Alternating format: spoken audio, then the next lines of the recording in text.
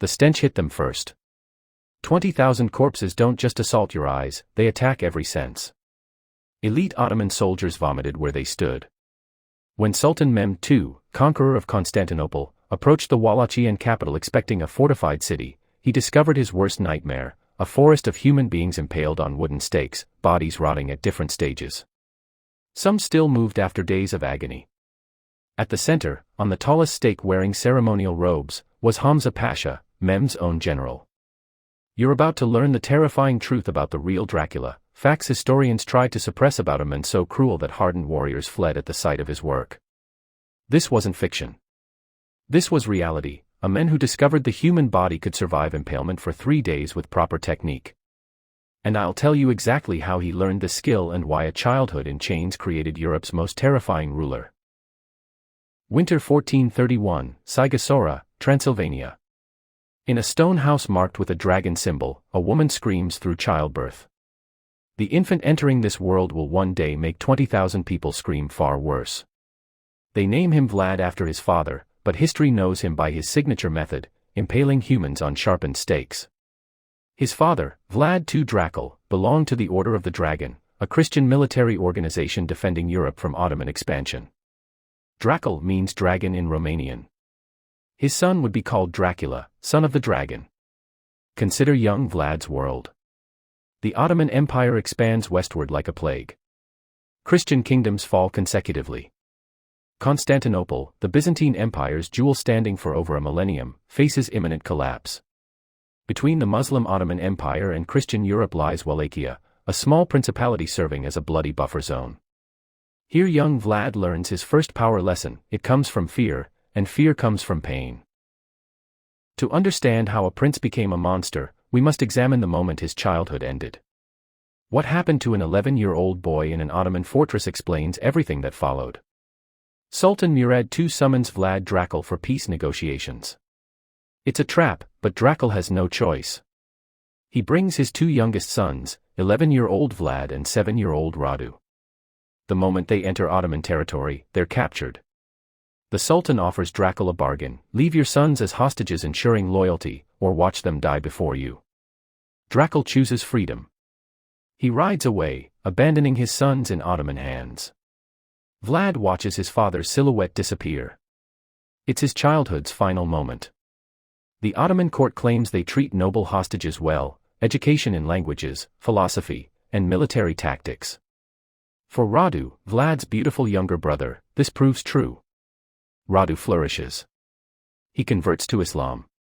He becomes the Sultan's favorite. Some whisper he becomes more than that. But Vlad refuses to submit. He spits at Turkish teachers. He refuses Quran study. He attacks other prisoners who insult Christianity. For this defiance, he pays through methods designed to break stubborn children: the falaka, beating feet soles until they split; the bastonado, hanging upside down while guards strike the body with rods; starvation; isolation; darkness. Here's the detail historians avoid. During his captivity, Vlad is forced to witness Ottoman executions. The Turks use impalement for special enemies, those deserving not just death but days of public agony. Young Vlad watches prisoners forced onto oiled stakes. Their body weight slowly drives the wood through their organs. He observes how stakes must be blunt, not sharp, to avoid piercing vital organs too quickly. He learns proper angling allows the stake to travel alongside the spine, emerging through the shoulder or mouth, keeping victims alive for days. He's 12 years old, watching people die slowly, memorizing every detail. Meanwhile, in Wallachia, everything collapses. His father plays all sides: Christians, Ottomans, Hungarians, attempting to maintain his throne. It fails. In 1447, Wallachian nobles allied with Hungarian leader John Hunyadi ambush Vlad Dracula in the Baltini marshes. They hack him to pieces. They reserve something special for Vlad's older brother Mircea. The boyars capture Mircea alive. First they blind him with hot irons. Then, while he screams, still alive, they bury him. The man who should have protected Vlad dies choking on earth, clawing at the soil above. When news reaches the Ottoman court, 16-year-old Vlad receives it with strange calm. His captors expect tears, rage, something. Instead, he simply asks, "How long did my brother survive underground?" The Ottomans don't realize they're observing their own creation. 6 years of torture haven't broken Vlad, they've transformed him. Every beating, every humiliation, every forced observation of impalement has been educating him. Not in submission, in inflicting pain. The Ottomans decide Vlad might prove useful. They release him with a small force to claim his father's throne. His first reign lasts 2 months before being driven out. But those months preview what's coming. Even then, 17-year-old Vlad displays unusual cruelty. A merchant complains about theft. Vlad has the suspect's feet flayed and salt rubbed into raw flesh. But this is merely practice. The real horror is still developing. For 8 years, Vlad serves various armies, mastering warfare. He fights alongside his father's killer, John Hunyadi, because revenge can wait but knowledge cannot. He studies fortification, cavalry tactics, psychological warfare. Most importantly, he builds a network of supporters sharing his hatred of both Ottomans and treacherous boyars. Vlad's moment arrives. With Hungarian support, he invades Wallachia again. The current ruler, Vladislav II, meets him in single combat. According to legend, Vlad doesn't just kill him, he decapitates him slowly, sawing through the neck while Vladislav still lives. Now the story transforms from violent to truly monstrous. Easter Sunday, 1457. Vlad invites hundreds of boyar families to a feast at his Targovist palace. These are the people who betrayed his father, who buried his brother alive. They arrive in finest clothes, believing the new prince seeks reconciliation. The feast is magnificent. Wine flows, music plays. Then Vlad stands and asks a simple question: "How many princes have you seen rule Wallachia in your lifetime?"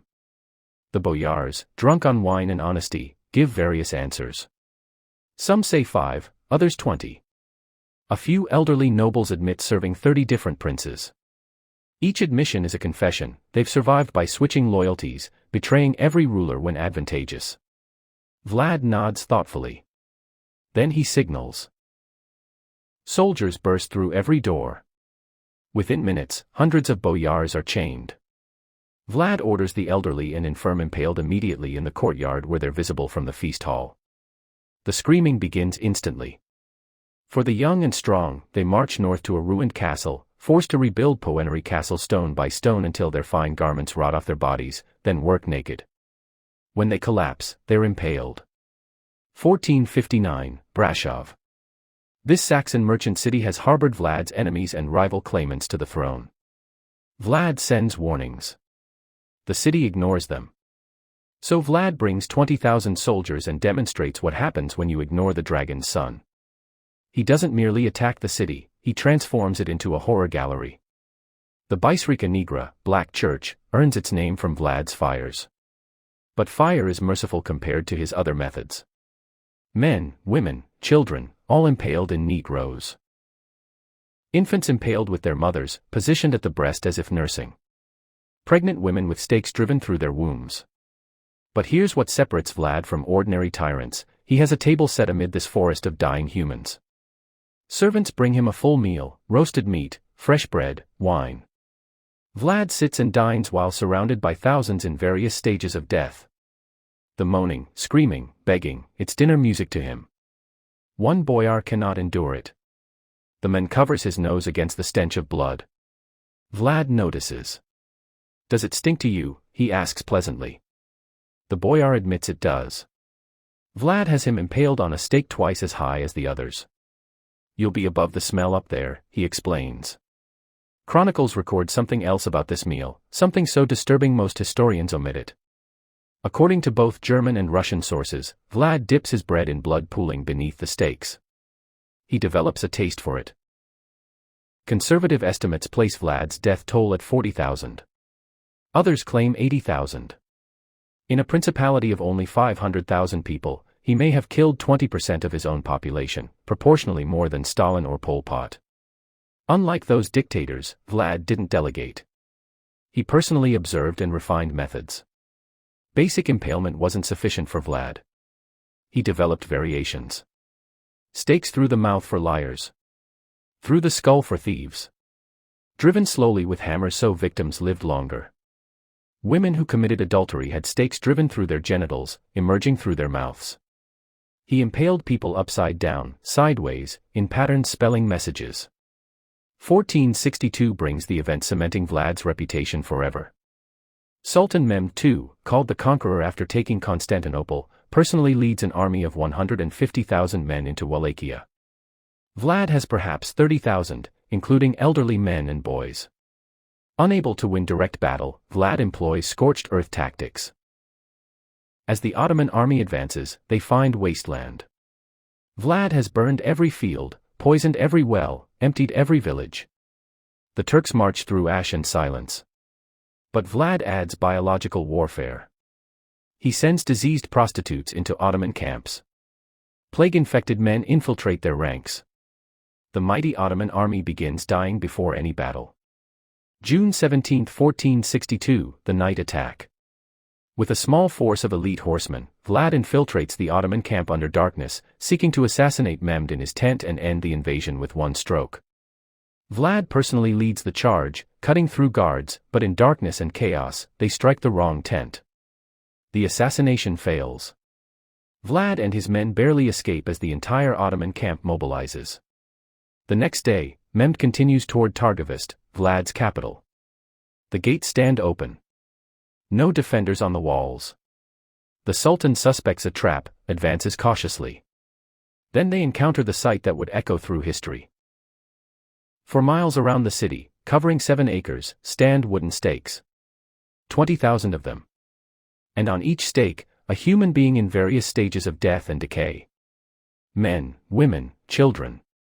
Turks captured in previous battles. Bulgarian Muslims who supported the Ottomans. Wallachian traders.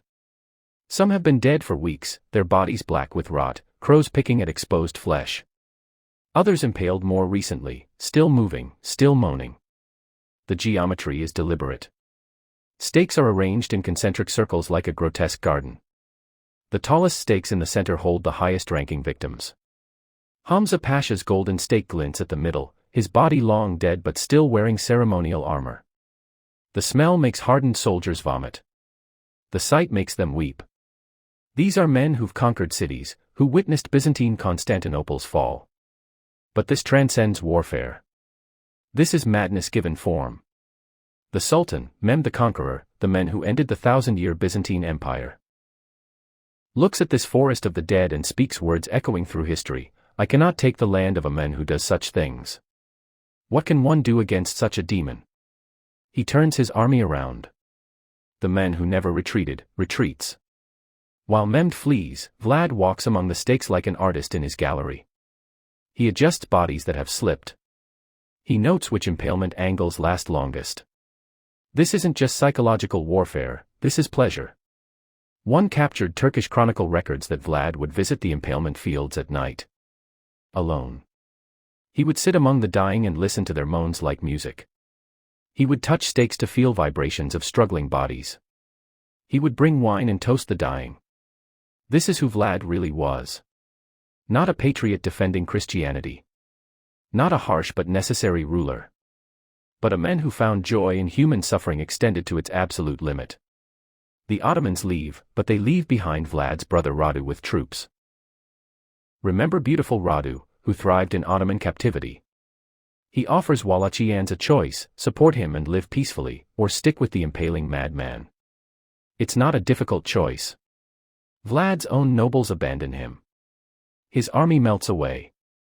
By August 1462, he's fleeing to Hungary, seeking help from King Matthias Corvinus.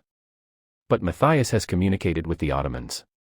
When Vlad arrives, he's arrested and imprisoned. For 12 years, he rots in Hungarian captivity. But even in prison, the sickness remains.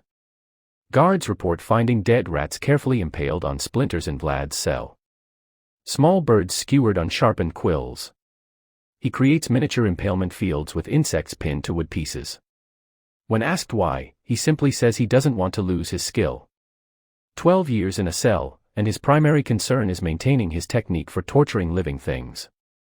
Politics shift. Hungary needs allies against the Ottomans again. Vlad is released, even given a Hungarian noble bride. He converts to Catholicism, a political move, and receives troops to reclaim Wallachia. His third reign begins in 1476. He's older now, in his 40s, but the cruelty hasn't aged. If anything, imprisonment has fermented it into something worse. The impalements resume immediately. But now he adds psychological torture. He forces families to watch each other being impaled in order, children first, then mothers, then fathers. December 1476. Vlad is marching with a small force when ambushed by Ottoman troops. Details vary. Some say he was assassinated by his own men, tired of serving a monster. Others say the Turks overwhelmed him. What we know, Vlad the Impaler dies in battle, his head severed from his body. The Turks take his head to Constantinople, where Sultan Mehmed II has it displayed on a stake above the city gates. There's poetry in that, the Impaler finally impaled, if only in death. But Vlad's death doesn't end his story. The real horror of Vlad's legacy isn't fiction. It's fact. In Romania today, Vlad is considered a national hero. The men who murdered tens of thousands of people, who dined on blood-soaked bread while watching children die on stakes, who impaled babies with their mothers, this man has statues. His face appears on tourist merchandise. Romanian nationalists praise him as a defender of Christianity, a bulwark against Islamic invasion. They focus on his resistance to the Ottomans and ignore the screaming forests of the dead. They celebrate his harsh justice while ignoring that safety came from terror so absolute that people were afraid to breathe wrong. This is the real horror. Not that monsters exist, but that we rehabilitate them. That we find ways to excuse the inexcusable because the monster was on our side. Vlad didn't impale 20,000 Turks because he was defending Christianity. He impaled them because he enjoyed it. He impaled Christians too. He impaled anyone who gave him an excuse. And when he ran out of excuses, he made them up. Medieval rulers were brutal by necessity. But Vlad was brutal by choice, by preference, by pleasure. Other rulers used execution as a tool. Vlad used it as entertainment. Other rulers killed enemies. Vlad killed randomly, merchants who looked at him wrong, women who cooked meals he didn't like, children who cried too loudly. He once impaled a group of foreign ambassadors for being too well-dressed, saying their finery insulted Wallachia and simplicity. The German tales speak of Vlad encountering a peasant with a torn shirt. He asks if the man has a wife. Yes, the peasant says. Vlad has the wife impaled for not properly caring for her husband's clothing. Then he gives the man a new wife with a warning, keep your husband better dressed, or join your predecessor. This wasn't justice. This was a man so damaged by childhood trauma, so twisted by years of watching Ottoman cruelty, that he became worse than his tormentors. The Ottomans impaled enemies. Vlad impaled everyone. The Ottomans used torture for information and punishment. Vlad used it for pleasure. Modern psychologists studying historical records classify Vlad as a sadistic psychopath with probable sexual dysfunction. Many of his specific impalement methods targeted sexual organs. They note his childhood trauma, his forced observation of torture, his powerlessness as a hostage, classic serial killer development. Except this serial killer had an army and a country. But perhaps the most chilling detail comes from those who knew him personally. They describe a man who was cultured, intelligent, even charming when he chose. He spoke multiple languages, wrote poetry, understood theology and philosophy. He wasn't a mindless brute, he was worse. A brilliant mind that chose to use its gifts for creating the most exquisite suffering possible. Russian chronicles describe foreign merchants visiting Vlad's court. He treats them well, shows hospitality. Then, as they're leaving, he mentions casually that he had their servants impaled while they dined, just to see if they'd notice. They didn't. He laughs and lets them discover the bodies on their way out. This is what true evil looks like. Not raving madness, but calm, calculated cruelty delivered with a smile. The real Dracula didn't fear crosses or sunlight. He didn't drain blood with fangs. He did something worse. He proved that with enough childhood trauma and unchecked power, a human being can become more monstrous than any myth. He showed us that the worst horrors don't come from supernatural creatures, but from damaged humans given the opportunity to spread their damage. This isn't legend. This isn't exaggeration. This is history, recorded by multiple sources from multiple nations, all painting the same picture of evil incarnate. But here's the final, most disturbing truth about Vlad the Impaler: he won. His terror tactics worked. The Ottomans hesitated to invade Wallachia for years after his death. His name became a curse that Turkish mothers used to frighten children: behave, or Kazikli Voivoda will get you, the Impaler Prince. A man so terrible that even conquering armies turned back rather than face what he might do. Vlad the Impaler didn't just kill people, he killed the idea that humans have limits to their cruelty. He proved that with enough trauma and power, anyone can become a devil. And he proved that sometimes, devils win. The forest of corpses outside Targovist wasn't just a war crime, it was a mission statement. It said, this is what a human being is capable of. This is what I am capable of. And I enjoy it. Mem the Conqueror, who had seen cities burn and empires fall, looked. Vlad III died in winter 1476, his head decorating a Turkish spike. But his legacy, that humans can surpass any fictional monster in cruelty, that lives forever. Every dictator who uses terror. Every killer who finds pleasure in pain. Every damaged child who grows up to damage others. They're all children of Vlad the Impaler, the men who made hell on earth and called it justice. Vlad's level of sadistic cruelty reveals the darkest depths of human nature, a reminder that the most terrifying monsters in history were not supernatural beings, but real people who chose evil over humanity.